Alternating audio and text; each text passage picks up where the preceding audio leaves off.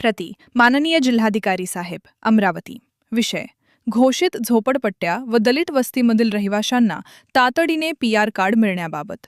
महोदय, अमरावती शहर व जिल्ह्यातील अनेक दलित वस्त्या आणि घोषित झोपडपट्ट्यांमध्ये नागरिक पिढ्यानपिढ्या वास्तव्यास आहेत. या संदर्भात भूमी अभिलेख कार्यालयामार्फत सर्वे होऊन 5 वर्ष उलटली, तरी अद्याप नागरिकांना पीआर कार्ड मिळालेले नाही.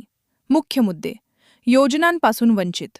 पीआर कार्ड नसल्यामुळे हजारो गरीब नागरिक हक्काच्या शासकीय योजना आणि कर्ज सुविधांपासून वंचित राहत आहेत. प्रलंबित प्रक्रिया.